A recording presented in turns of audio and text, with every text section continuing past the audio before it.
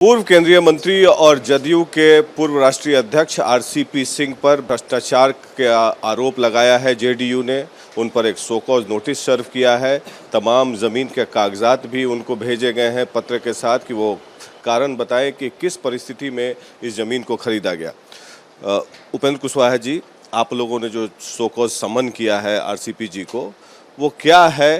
पूरा ज़मीन का ब्यौरा कहाँ से आया, क्या आरोप है उन पर?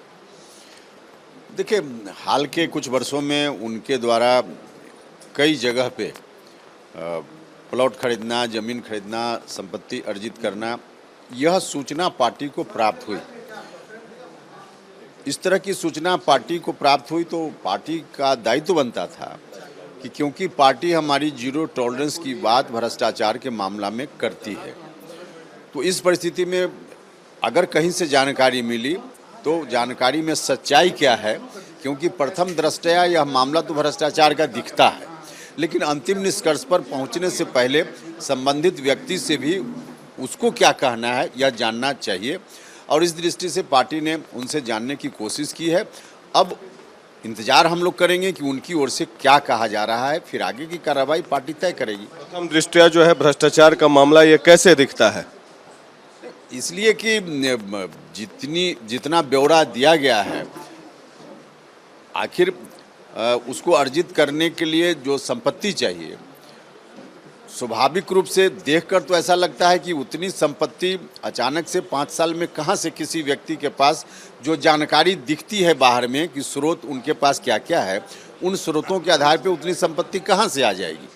तो इसलिए देखकर एट ए ग्लांस तो ऐसा लगता है, लेकिन फिर भी पूरी सच्चाई तो तब सामने आएगी जब उनका पक्ष भी आ जाएगा। तो आरसीपी जी तो मुख्यमंत्री जी के साथ करीब 1999 से जुड़े हुए हैं, तो करीब 23 साल से ये मामला केवल पिछले 9 साल का दिया गया है।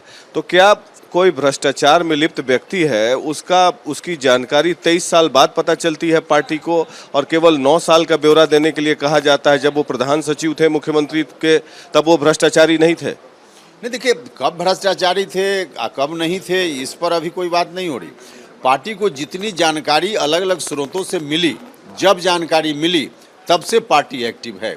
अब जितनी जानकारी मिली, इसके अतिरिक्त आपको भी और किसी भी व्यक्ति को कोई और जानकारी अगर पहले की भी है तो जानकारी दे कोई व्यक्ति, निश्चित रूप से उस पर भी पार्टी एक्ट करेगी। आप लोगों ने अपने स्तर से क्यों सो कॉज नोटिस किया? कोई आपका एजेंसीज भी है, ईओयू है, आईबी है, आपका स्पेशल ब्रांच है, सीबीआई है, इनकम टैक्स है, ईडी है, आप लोगों ने उन लोगों के माध्यम से क्यों नहीं जांच कराया? पार्टी क्यों सो कॉज नोटिस कर रही है? क्या इसे देखा जाए कि बीजेपी से आपके संबंध जो गड़बड़ है उसको लेकर इनको चेकमेट किया जा रहा है?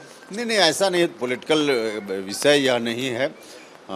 यह विषय शुद्ध रूप से भ्रष्टाचार के इर्द गिर्द का विषय है, इसलिए उस रूप में इसको मत देखिए। पार्टी का जो दायित्व बनता है पार्टी ने किया, और सरकार की एजेंसी की ज़रूरत जब होगी तो सरकार की एजेंसी भी इसमें आएगी। क्या आप लोग उनको अब पार्टी से हटाएंगे, बर्खास्त करेंगे? क्योंकि आपने कह दिया कि प्रथम दृष्टया ये भ्रष्टाचार का मामला है, तो क्या तत्काल प्रभाव से निलंबित करने का अनुमोदन करेंगे आप? देखिए, जो घटनाक्रम, राजनीतिक घटनाक्रम हाल के दिनों में हुआ है, उनसे संबंधित जो हो रहा है, उसको देखकर अब पार्टी कोई कागज में लिखकर उनको कहे कि आप पार्टी में हैं कि नहीं, अब इसकी कहाँ आवश्यकता है? मतलब आपको लगता है कि पार्टी में उनको नहीं रहना चाहिए और नहीं है? अब एक सवाल का अंतिम जवाब तो आप उनसे पूछ लीजिए, लेकिन पार्टी ने एक्ट किया है, जरूरत पड़ने पे आगे जो भी एक्शन की जरूरत, पार्टी से निकल जाना चाहिए जो हाल फिलहाल के मामले हुए हैं जिस तरीके से। अब जिस तरह का उनकी ओर से रवैया हो रहा है तो खुद ही लगता ऐसा है कि पार्टी से निकल ही चुके हैं। इसलिए अब उस पर पार्टी को बहुत, अभी जो भ्रष्टाचार का मामला आया, इस पर निश्चित रूप से पार्टी जानना चाहती है कि उनका क्या कहना है। तो पार्टी से निकल चुके हैं तो निकाल क्यों नहीं दे रहे हैं आप लोग? आप तो बोल दिए कि निकल चुके हैं, तो निकाल देना चाहिए।